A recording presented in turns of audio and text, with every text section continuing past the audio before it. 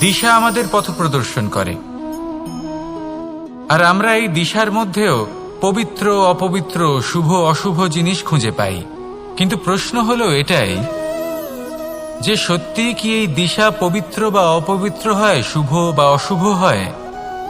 সত্যি কথা বলতে দিশা শুধুই একটা দিক মাত্র, কিন্তু সেই দিকে যে ব্যক্তি থাকেন তার কর্ম হয় শুভ হয় নয় অশুভ হয়।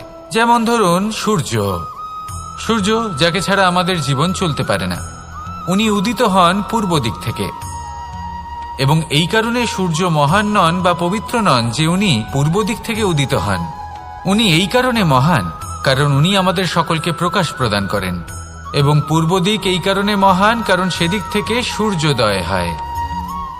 এবার সূর্যাস্ত হয়ে থাকে পশ্চিম দিক থেকে, আর তাই বেশিরভাগ মানুষ পশ্চিমকে অশুভ মনে করেন, অপবিত্র মনে করেন। সেখানেই যদি আমি উত্তর এবং দক্ষিণের কথা বলি তাহলেও সেই একই ব্যাপার। উত্তর দিকে যদি আমরা কখনো যাত্রা করতে চাই তাহলে আমরা নিঃসংকোচে কোনো ভাবনা চিন্তা ছাড়াই যাত্রা করতে পারি। সেখানেই দক্ষিণ দিকে যদি আমরা যাত্রা করতে চাই তাহলে আমরা শুভ মুহূর্ত খুঁজি। কারণটা কি?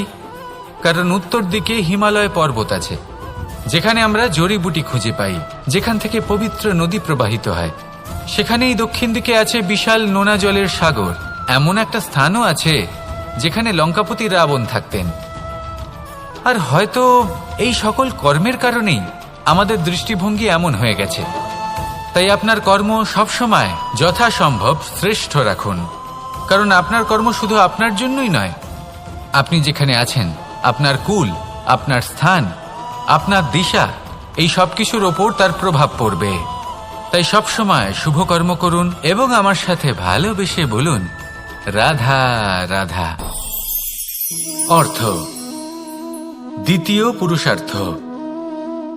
এই অর্থ বলতে বেশিরভাগ মানুষই ধন মনে করেন, কিন্তু যদি অর্থের তাৎপর্য শুধুমাত্র ধন হয় তাহলে তা কিন্তু অত্যন্ত অনর্থকারী।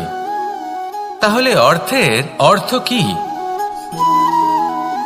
অর্থ সেটাই যা আমাদের জীবনের জন্য প্রয়োজনীয়, যা আমাদের সুখ দান করে, শান্তি প্রদান করে, কারণ সেটাই সবথেকে মূল্যবান। মাতা পিতা, বন্ধু, আত্মীয় স্বজন, গুণ, পুণ্য, জ্ঞান, এই সব কিছু মিলে অর্থ তৈরি হয়। আর সঠিকভাবে বলতে গেলে এটাই কিন্তু জীবনের আসল অর্থ।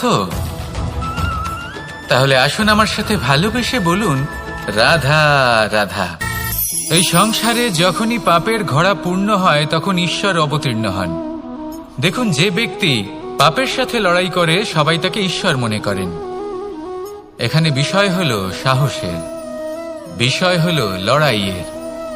এই সময় সর্বশ্রেষ্ঠ শিক্ষক, আর সময় তার সাথেই খেলা খেলে যে সর্বশ্রেষ্ঠ খেলোয়াড় হয়। সময় তাদেরই পরীক্ষা নেয়। এবার হয় আপনি আগে থেকেই সর্বশ্রেষ্ঠ হন, নয় এই খেলা খেলতে খেলতে সর্বশ্রেষ্ঠ হয়ে ওঠেন। যখনই এই সময় আপনার পরীক্ষা নেবে তখন কখনোই নিরাশ হয়ে পড়বেন না। নির্ভীক হয়ে সাহসের সাথে সামনের দিকে তাকান এবং এগিয়ে চলুন। পরিস্থিতিগুলির এবং পরীক্ষার সম্মুখীন হন। এই পরীক্ষা ভবিষ্যতে আপনাকে এমন একটা ফল দেবে যে আপনি কৃতজ্ঞ বোধ করবেন যে আজ আপনি এই পরীক্ষার সম্মুখীন হওয়ার সুযোগ পেয়েছেন। আসুন আর আমার সাথে ভালোবেসে বলুন রাধা রাধা। আমরা আমাদের জীবনের লক্ষ্য প্রাপ্ত করার জন্য কি না করে থাকি। আমরা ভাবনা চিন্তা করে থাকি, কত জ্ঞান অর্জন করে থাকি, তারপরে আমরা পরিকল্পনা করি আর প্রচেষ্টা করি। এবার প্রথম চেষ্টাতেই সাফল্য লাভ করব সেটা নাও হতে পারে, বরং ইতিহাস সাক্ষী যে প্রথমবার প্রচেষ্টা করে সাফল্য লাভ করার সম্ভাবনা অত্যন্ত কম।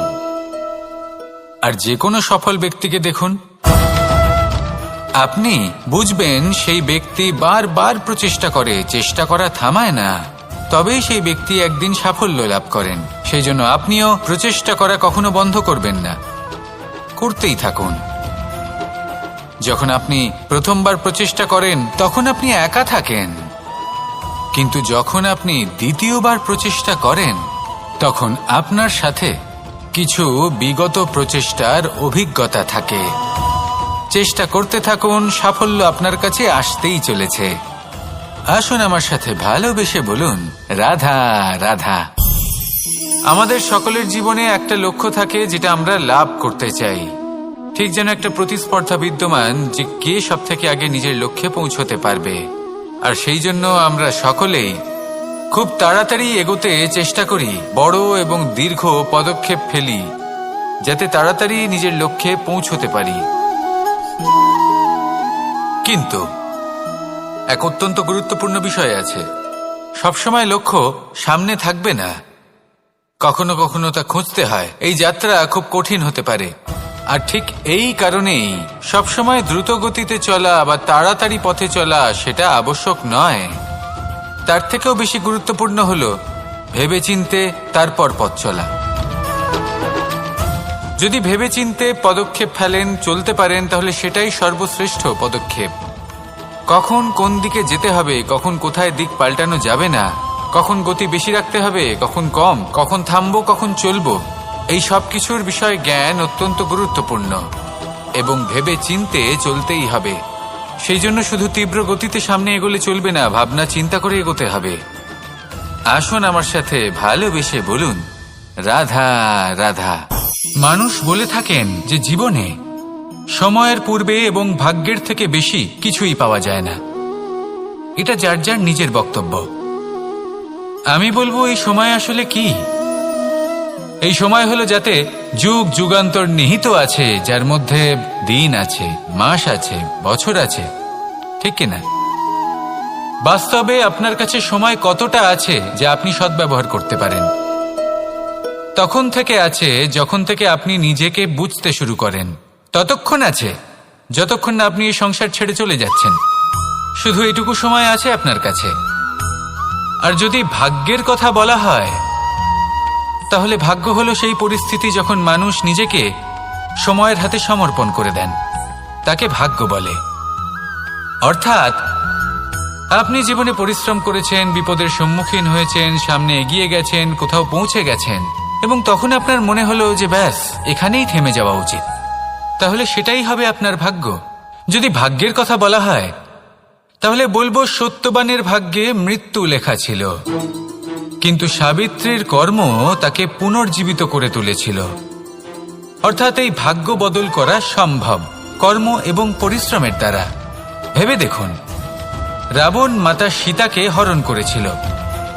যদি শ্রীরাম সেটাকে ভাগ্য বলে মেনে নিতেন, তাহলে কখনো ভাগ্য বিধাতা হয়ে উঠতে পারতেন না। ভাগ্য হলো একটা বাঁধন যেটাকে ভেঙে ফেলা খুব প্রয়োজনীয়। নিজের লক্ষ্যের কাছে পৌঁছতে হবে।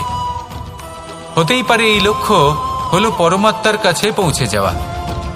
আপনি যদি পরমাত্মার কাছে পৌঁছতে নাও পারেন, তাও সেই পথে কিছুটা অগ্রসর হতে পারছেন, তাই না? তাহলে ভাগ্যের এই বাঁধন ভেঙে ফেলুন, নিজের কর্মের দ্বারা নিজের প্রারব্ধ গড়ে তুলুন এবং আমার সাথে ভালোবেসে বলুন, রাধা রাধা। এটা কোনো এক সময়ের কথা। একটি শেয়াল ভুলবশত একটি নগরীতে প্রবেশ করে এবং সে সেখানে হঠাৎ ধোপাদের পাড়ায় প্রবেশ করে। নীল রং গোলা জলে পড়ে যায়। কোনো ক্রমে পালিয়ে পালিয়ে আবার সে বনে ফিরে আসে। অন্য সব প্রাণীরা ওকে দেখে আর ভয়ভীত হয়ে পড়ে। তখন সেই শেয়াল ফোন দিয়ে এটে সবাইকে বলল যে আমি হলাম দেবদূত আর তোমাদের সকলকে রক্ষা করতে এসেছি। সবাই ওর কথা মেনেও নিল। প্রত্যেক দিন ওকে ধনধান্য খাবার এইসব প্রদান করতে লাগলো।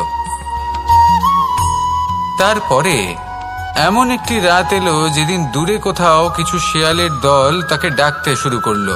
আর তখন এই শেয়াল নিজেকে আটকেই রাখতে পারল না। সেও ঠিক শেয়ালের মতোই ডাকতে শুরু করলো। সকলে সেটা শুনতেও পেলেন এবং সকলে এটা বুঝতেও পেরে গেলেন যে এ হলো একটা ভণ্ড। সেই জন্য জীবনে কখনো ছলনা করবেন না। তাকে আপনি যতই লুকোনোর চেষ্টা করুন না কেন, সেটা অবশ্যই একদিন সামনে চলে আসবে।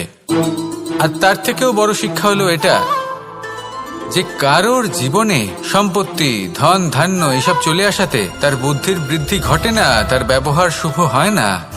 এটা তখন হয় যখন সেই ব্যক্তি সেটা নিজে পেতে চায়, তার জন্য ভাবনা চিন্তা করে, কর্ম করতে থাকে। আর যখন একজন ব্যক্তি নিজের বুদ্ধি এবং ব্যবহার উন্নত এবং শ্রেষ্ঠ করে তুলতে পারেন, তখন তিনি নির্ধন হয়েও ধন অর্জন করতে পারেন। ঠিক পদ্মফুলের মতো।